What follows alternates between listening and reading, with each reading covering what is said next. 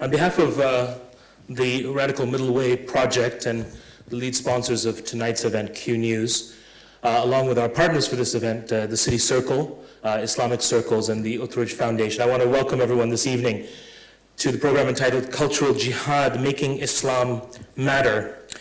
And we're really honored tonight to have with us not only our respondents, but Dr. Umar Faruq Abd-Allah, who I will introduce to you momentarily.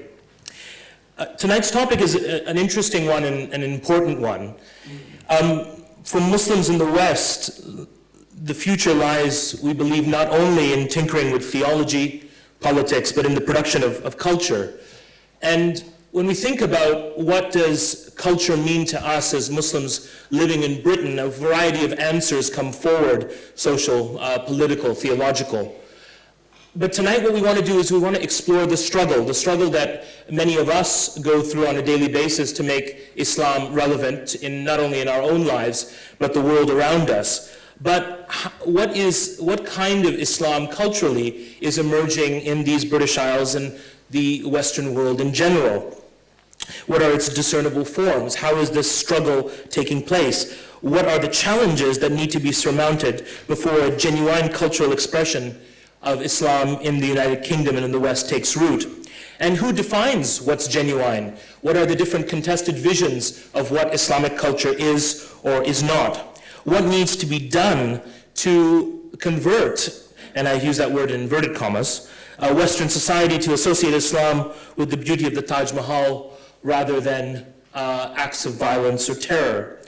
Tonight we have 4 fascinating respondents coming from 4 remarkable points of view and I think unique points of view. And they will be responding tonight to Dr. Umar Faruq Abd-Allah. Dr. Umar Faruq Abd-Allah is a scholar in residence at the Nawawi Foundation in Chicago. The Nawawi Foundation was established several years ago as an education, non-profit organization devoted to research, writing, and teaching subjects relevant to Islam, its history, and its position in the modern world. The work of Nawawi over the last half-decade or so has spanned the production of a variety of research papers, one of which was entitled Islam and the Cultural Imperative, upon which Dr. Umar's presentation will be based tonight. The other thing that Nawawi has done is sought to tackle through Dr. Umar's own research and teaching issues as varied as the attributes of God, the place of women in Islam, particularly historically. His 14 CD set entitled Famous Women of Islam has, for many contemporary Western Muslims, reshaped the way we think about the role of women and the place of women, not just within the religion, but within Islamic civilization. Dr. Umar Abd-Allah graduated with his PhD with honors from the University of Chicago in Arabic and Islamic Studies, with a dissertation on the origins of the Islamic law. We're coming today from Cambridge University, where he presented the findings from that dissertation at the Faculty of Divinity. Dr. Umar Abd-Allah is also a published author, and I want to make specific mention of a book that has just come out here in the United Kingdom, published a month ago in the United States. And it's called A Muslim in Victorian America, The Life of Alexander Russell Webb. Many of us, including myself, didn't know before I opened the book who Alexander Russell Webb was. A remarkable personality from Victorian American society. Alexander Russell Webb represented Islam at the turn of the century at the Parliament of World Religions, but himself was a representative of the United States government in the Philippines, and during that time became a Muslim, and then spent the rest of his life engaged in journalism, in writing, in preaching, in setting up Muslim organizations, many of which have unfortunately passed from memory. Dr. Umar's book is a remarkable contemporary history of a remarkable figure of Islam in the West, someone who just wasn't active in the United States, but who had contact with people like Sheikh Abdullah Quilliam and other British Muslims during Victorian times. What's fascinating about the book, and some of us have been sort of reading it, is the kind of issues that Alexander Russell Webb dealt with are very similar to the kind of issues that we're dealing with now, relevance and culture. So I hope you do have an opportunity to check the book up, and we'll let people know through the email lists ways of getting to them, ways of getting copies of them. Among Dr. Umar's research work is also his second book, which he's begun research on, and he's doing research here in the United Kingdom, on this book, and it's called The Roots of Islam in America. It's a survey of Muslim presence in the New World from the earliest evidence until 1965. Tonight, Dr. Umar Abd-Allah will be speaking about culture and identity. He'll be speaking about the struggle for cultural relevance. And then after Dr. Umar's keynote presentation, I'll be inviting our various panelists who, some of them through slides, other than through their own experiences and their own work, all of them producers of culture, will be responding, and then we're going to throw the floor open. Tonight, we hope that, especially after the respondents have spoken, that it'll be a vibrant debate, a robust debate, always with respect, but never without passion. And I think tonight's perspectives are going to raise significant passion, not only Dr. Umar's presentation, but our keynote addresses. And Aki Nawaz is drinking coffee in the back for at least an hour, so get ready. So without any further ado, I ask you to help us welcome Dr. Umar Faruq Abd-Allah.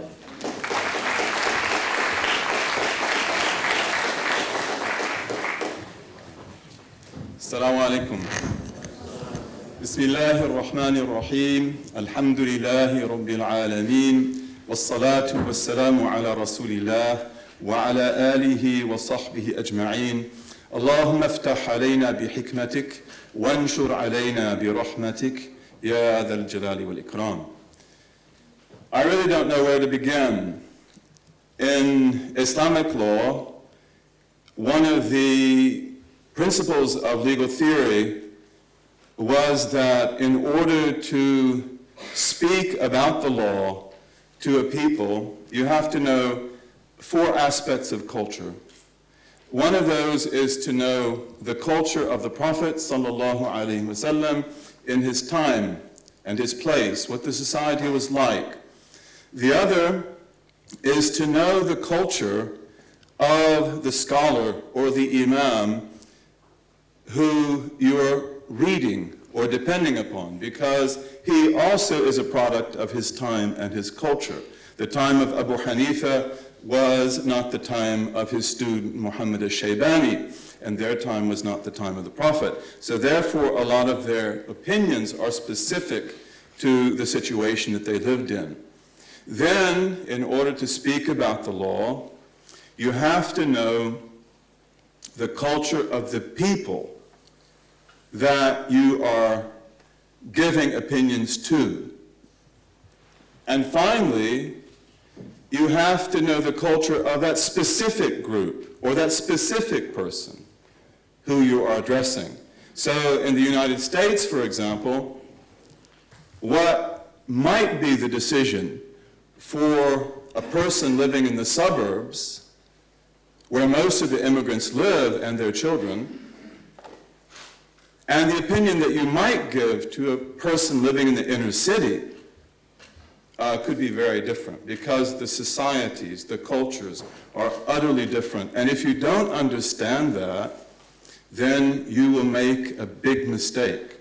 And our jurists, like Al-Qarafi, Ibn Qayyim al-Jawziyah, they said that for a scholar to give a legal opinion about a people, or a time, or a place, or a culture, which they do not understand, is misguidance and error and disobedience. It's not just a mistake. They say it's like a physician who would give medical advice on the basis of what he or she read in a book, but without any clinical experience or without seeing the person that the opinion is actually made about. Having said that, I'd like to refer to Imam Malik, who taught his students that half of knowledge is to learn to say, I do not know. So I have to begin with that half, because I'm very happy to be here. I'm extremely pleased to have the opportunity to learn about Britain.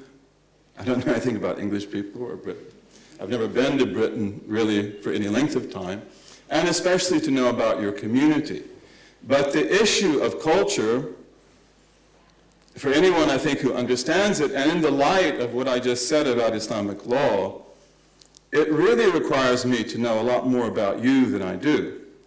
So I begin with this basic incompetence, and maybe still we can put something together that will not be just culturally specific to the United States, of which I hope I have some understanding. Abdurrahman referred to the paper on our website, the Nawawi Foundation, Islam and the Cultural Imperative. I understand that a lot of you have read that paper.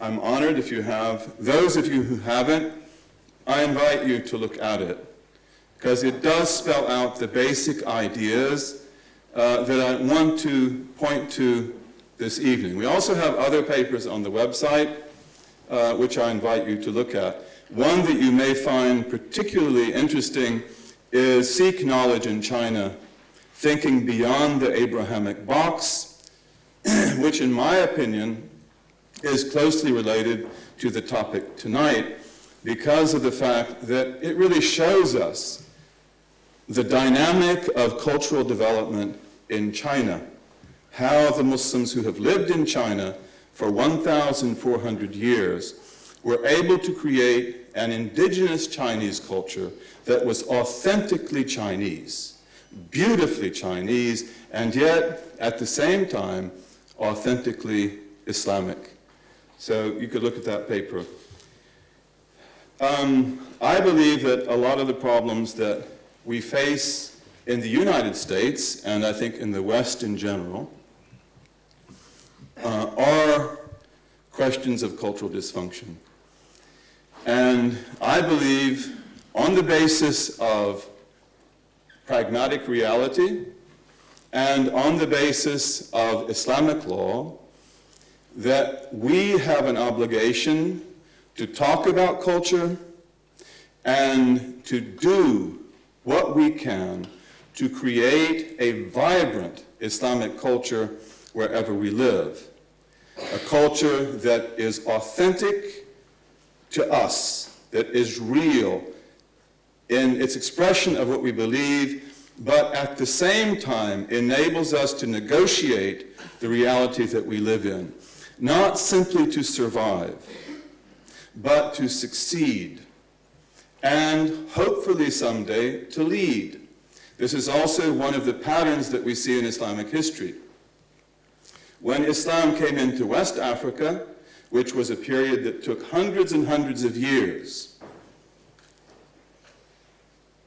it initially created a cultural innovation that enabled it to succeed, and that was the economic village, the trading village, a village that brings in its converts and different tribes, particularly the Mandingos, and it is an agricultural village. In the wet season, they also make things, they also are involved in the international trade, and then in the dry season, caravans go out from that village and they're able to penetrate into, at that time, the animist principalities and kingdoms of West Africa.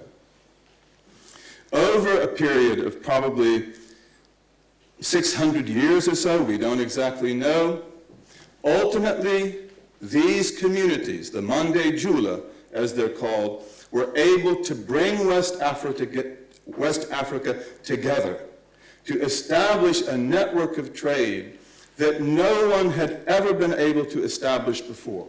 And this is because of the trading village, because many times when their caravans would go into particular areas, all of their profits would be confiscated. Sometimes the entire caravan would be confiscated. Yet the trading village, because of its nature, could always create another caravan. It could always send another caravan forward. And they were able to make alliances. They were able to create networks. So on this basis, they not only survived in West Africa, but they were able to succeed. And not only did they succeed, but because they fulfilled a basic need, they became indispensable. This, to me, is a lesson that we see repeated over and over again in the history of Islamic culture and in the history of Islamic civilization. This, to me, is the kind of thing that we need to do. Culture is one of those words that means something different to everybody who hears it. You know, our minds radiate associations, so that if I were to say a word that is very provocative, then that shoots off, it radiates all sorts of networks of connection in our brains. Probably there's not a single word that all of us understand exactly the same. But when we use a word like culture, then probably everybody has a very different understanding of that word. So what I mean by culture is an integrated form of social behavior that expresses our values, our ideas, our speech, our technical capabilities, the food that we cook, the dress that we wear, everything. An integrated form of behavior which, if it is functional, enables us to negotiate the reality of the environment or the society where we live. Culture is a provocative word, and one of the reasons for that is because of social engineering. So in the context of social engineering, culture is a bad word.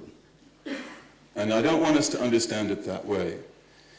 In my view, the creation of an American Islamic culture or of a British Islamic culture does not mean that we force everybody to be the same.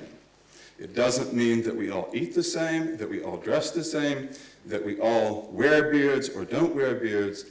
What it means is that we have a basic matrix of values that are a matter of consensus. Those values would be Islamic values, core Islamic values, such that all Muslims have consensus on them. And then there would be other values that pertain specifically to the society in which we live. Exactly what that will be, exactly how it will manifest itself, that I don't know. And I don't care to know, really. I'd love to see. The purpose of what our foundation seeks to do in the United States is to be a catalyst. It is not to be a dictator of what the culture will be like. It is to remove the inhibitions that keep us from creating culture.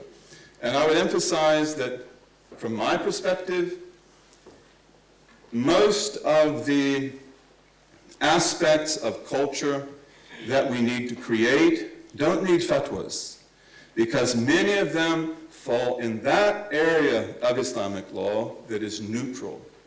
In addition to the fact that in Islamic law there are 5 maxims which are a matter of consensus among all the schools.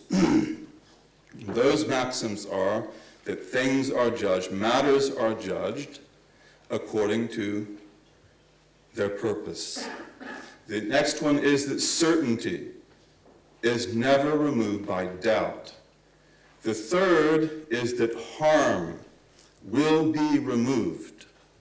The fourth is that difficulty brings alleviation. And the fifth is that custom, meaning sound custom, good custom, rules. Al-'ada muhakkama, that good custom arbitrates. And this is one of the basic qualities of Islamic law throughout the ages, that wherever Muslims go, and find something good in the local culture, they adopt it. They may modify it, they may beautify it, but this is the pattern. For the Hanafi school, for Abu Yusuf, for example, that aspect of culture building is obligatory. And it is the sunnah of the Prophet. The sunnah of the Prophet is not that his sunnah becomes the content of your culture. The sunnah of the Prophet is that you create a culture that is in harmony with his teaching.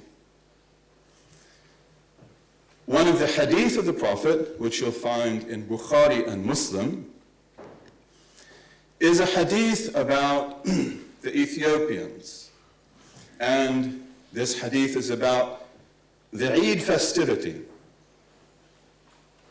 This was in Medina.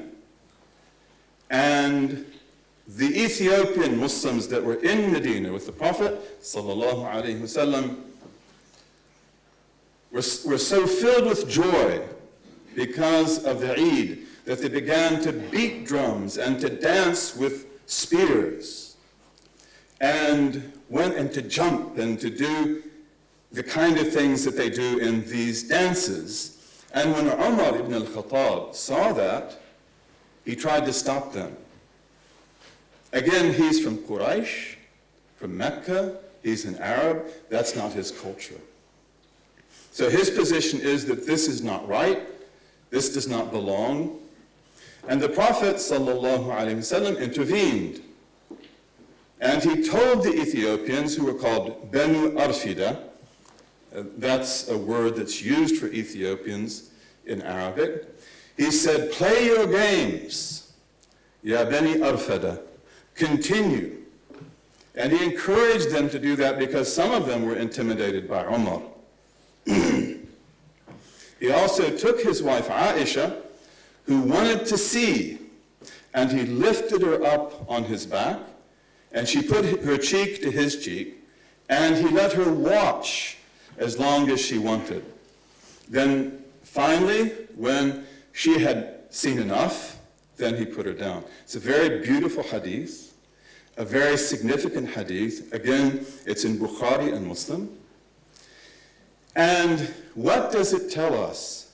Well, one of the things that it tells us is that Islam is not culturally predatory, that it is not the purpose of Islam to destroy culture. And when the Ethiopians came into Islam,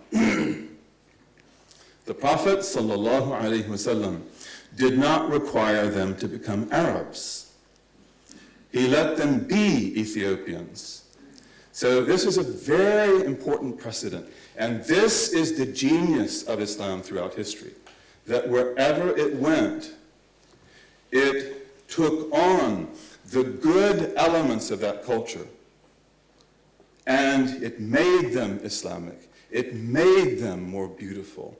And therefore, the way that Muslims appeared in those societies was indigenous, but it was more attractive, more fulfilling in that indigeneity than perhaps what had been there before. Let us go back to the example of China. Chinese Islam is as old as the Islam of Syria or Egypt or Iraq or Iran. And the way that it was generated is complex. You can see it in the paper, Seek Knowledge in China. What's interesting, though, is that the Chinese Muslims came to understand that Islam had to be articulated in a way that was completely consonant with Chinese culture, that affirmed Chinese culture, that removed anything foreign or alien from Islam. There were many reasons, cultural and civilizational, that made that necessary. The Chinese built mosques, which, like Muslim mosques everywhere in the world, were indigenous. The Chinese mosque is very Chinese, and it varies from one region to another according to the particular type of religion that you have there. So in areas like Beijing, where the Confucianists dominated, the mosque takes on a Confucianist quality. But when you go there, it's very clear that this is a mosque, that it's a very beautiful mosque. And in fact, if you probably go in to pray, you wouldn't want to leave. If you go to Langzhou, which is between Tibet and between Mongolia, and where Tibetan Buddhism dominates, there the mosques have a Tibetan quality. They take that on. This was actually the nature of mosques wherever they were built in the Muslim world. And this quality of taking on the symbols of the sacred, of taking interpretive control over the religion in a particular environment, some of our scholars have expressed that imperative by the metaphor of a river that is crystal clear. The water is perfectly pure, and that water is Islam. That's a metaphor for Islam. The water has no color. It is life-giving, it is sweet, it is cool, but it has no color itself. So it takes on the color of whatever it flows over. If it flows over green, it looks green. Over red, it looks red. If it is by Timbuktu and it flows over the sand, it reflects the sand. And this is the way also that Islamic culture has been. And that's why one of the amazing things about Islamic culture is that it manifested itself as a peacock's tail that went from east to west, that was filled with all kinds of different colors, all kinds of different ethnic groups, cultural backgrounds, languages, yet it was a single tail. It was Islamic. It was united in the basic principles of the law. It was united in the basic principles of the theology.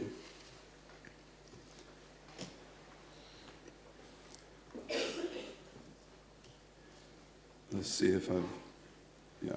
Well, I think that to come back to China, just to say a word about that, and hopefully now to conclude. So how do the Chinese, for example, speak about Islam in China? You have big problems in Chinese that come from the use of ideograms, the symbolic letters. You also have problems that come from the difficulty for Chinese, given the tonal nature of their language, to pronounce the sounds of foreign languages. So if you wanted to say, for example, Islam, it would come out Yisilan. Yisilan. And if you wanted to say the religion of Islam, it would be Yisilan Jiao, which sounds strange and which is foreign. That's a fault in Chinese culture. So what the Chinese did, also you have to spell it. And if you try to spell Yisilan, it means that you have to use ideograms that basically give those sounds, but they may be comical. They may create an impression that is not appropriate. The Chinese Muslims, therefore, called their religion Qingzhen Jiao, which means the religion of the pure and the real. This was a brilliant tour de force because it appropriated the symbols of the sacred from the most ancient and revered traditions of China, and it made them the identity of Chinese Muslims. So therefore, it made Islam something interesting to the Chinese. Qingzhen were symbols of profound meaning. They meant that the religion was pure, that it was pure on the inside and the outside, that it was sincere, also that it was a religion that was predicated on the ultimate realities of heaven and earth. And that's what Islam is.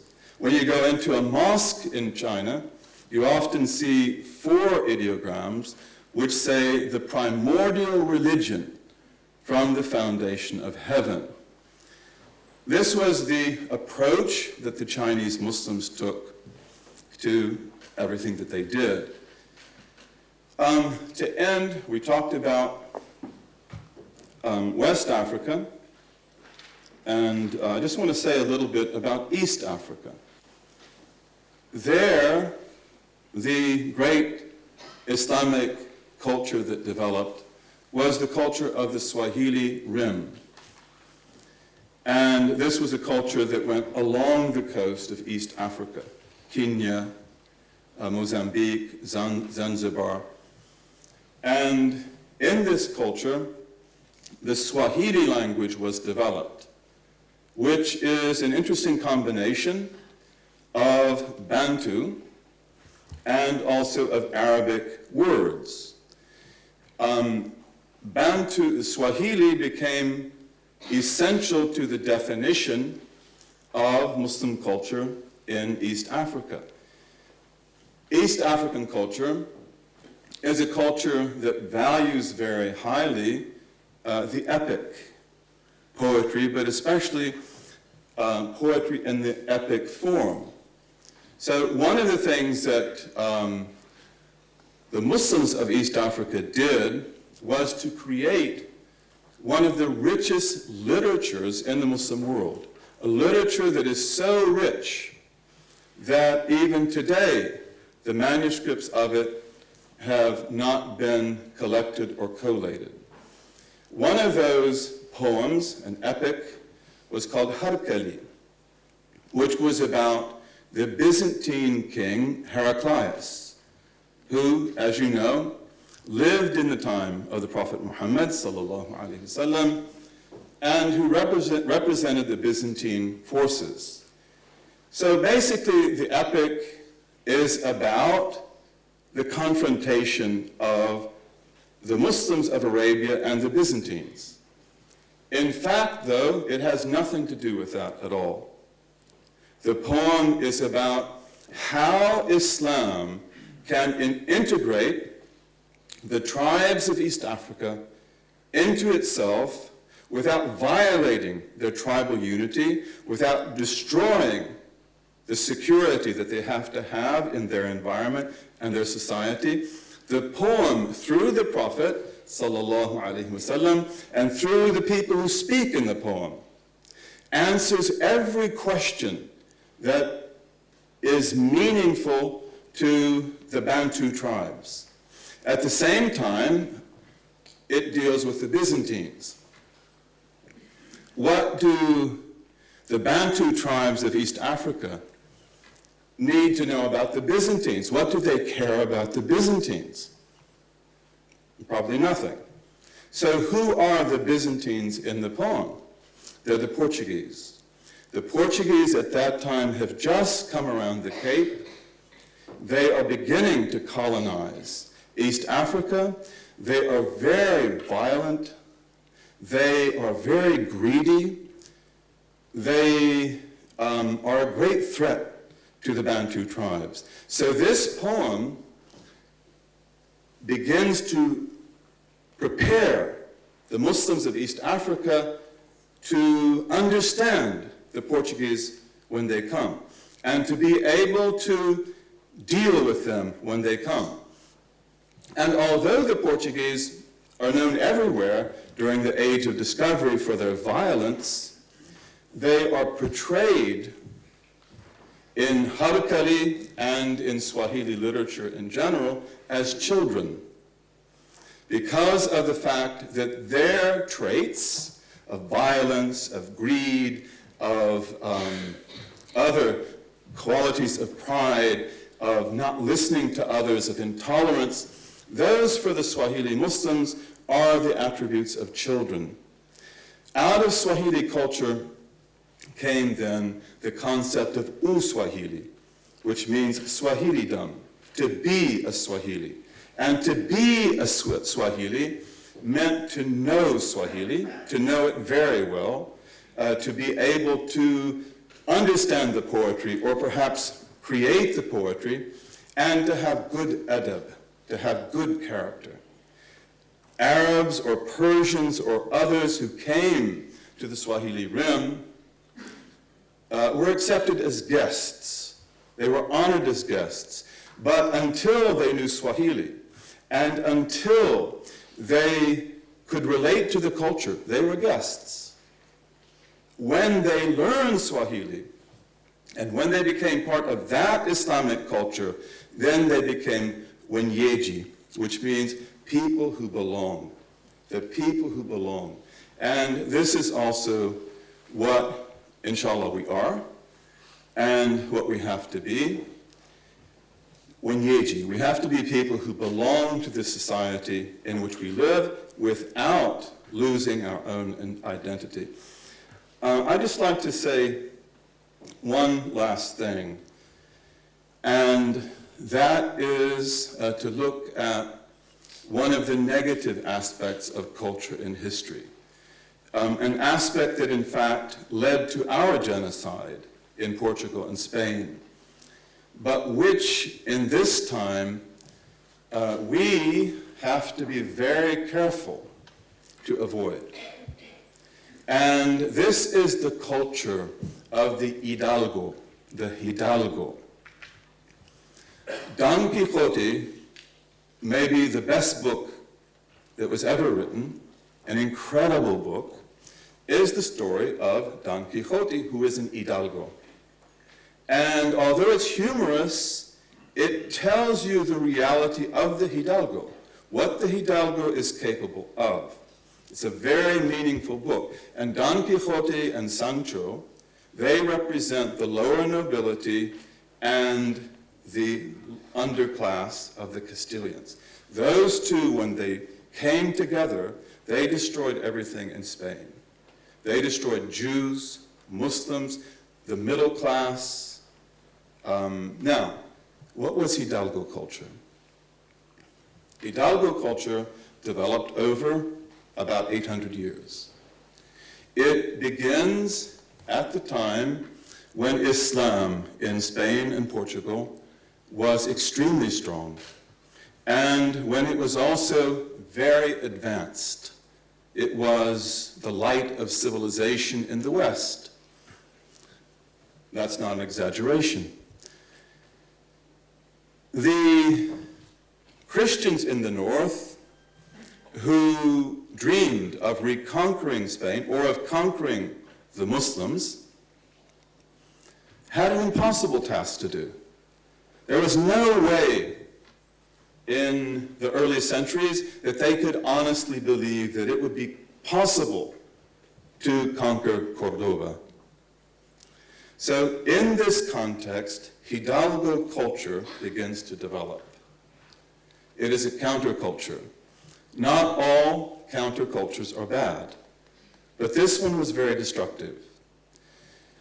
In Hidalgo culture, which has many different facets, the greatness of the Castilian, the warrior in the path of God, is that they are not something else.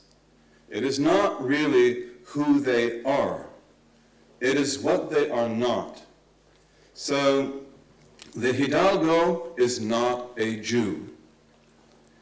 And the Hidalgo doesn't do anything that Jews do. He doesn't lend money. He's not a banker. He's not a physician. Because those were among the most important businesses of the Jews. And he's not a Muslim. So he is not a craftsman. He's not a farmer. He's not a builder. All the things that Muslims did in Spain, he won't do. He won't even pick up the garbage.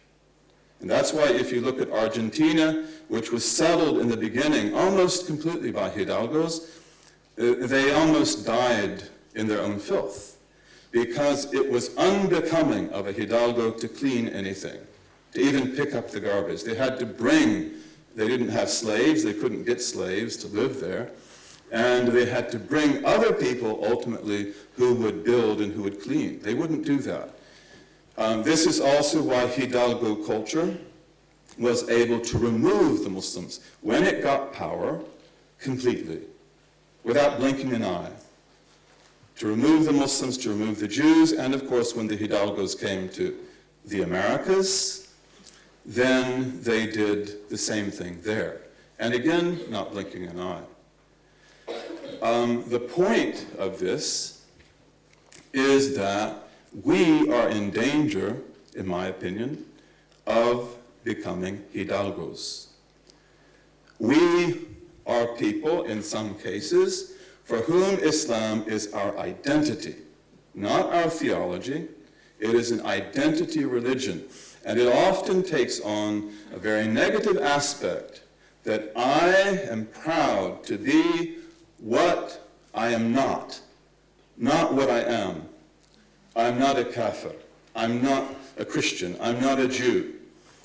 And of course, Muslims are proud to be who they are, but there cannot be a vacuum. They have to be people of substance. They have to be people who have something to do, to contribute. They must be people who walk with light and who are filled with light. We are at a critical moment in history. You believe in God, I believe in God. History, as Sidi Abdul Hakim Winter says, is in good hands. You did not come here for no reason. It was not simply a coincidence that you came here. You came here for a very good reason, for wisdom, for divine wisdom, the divine wisdom that rules the world. The same in the United States. So we have to, as the Sufis say, we have to have al-fahmu anillah. Understand, try to understand what God is doing. Why are you here? What is the purpose that you are meant to fulfill? At this moment, our culture will be created. And we, as human beings, are culture creators. We can't live without culture. Spiders can't live without webs. Spiders weave their webs. They don't have to be taught. We make culture. Consciously or unconsciously, we make culture. But what's very important is that the culture that we make not be a default culture, a culture that grows out of a vacuum of psychological maladjustment, of unfounded hatred, of alienation from a culture which may lead to that alienation, but which is essentially a negative culture.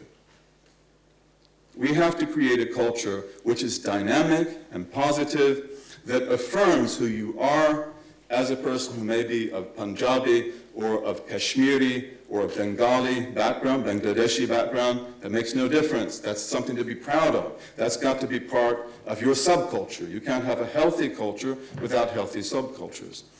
But in the history of, at least in the Americas, which I understand much better, one of the social principles in the United States in particular, I imagine everywhere else, is what is called the principle of first effective settlement. So, for example, in New England, which is one of the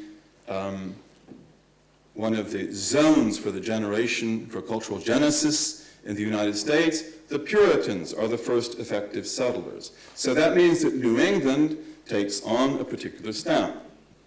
In the mid-Atlantic, which is where Webb comes from, by the way, New York, the Dutch were the first. So there is a Dutch stamp to New York and Pennsylvania and New Jersey, the mid-Atlantic, that is always going to be there. That's the first effective settlement. Pragmatism, religious tolerance, a tendency towards all kinds of different beliefs, heterodoxy as opposed to New England orthodoxy. In the Chesapeake Bay in Maryland, a different kind of cultural genesis took place. So first effective settlement affects the way that the culture develops after that. What does that have to do with us? I believe that in the genesis of culture, that the first effective form of that culture will determine what comes after it. I might be completely wrong about that. That's essentially an intuition. But I believe that at this moment, we have to seize the moment, and we have to create a dynamic, brilliant culture which reflects the very best that we are capable of. And if we do that, in my belief, it will positively affect everything that comes after it. If, on the other hand, we allow a culture to develop by default that reflects our paranoias or other aspects of ourself that are not fulfilling, then that stamp may be with us for generations and generations. Again, I end where I began, to say that I do not know is half of knowledge. So I began with that, I end with that. That gives me, I guess, complete knowledge. And my greetings to you. Wassalamu alaikum.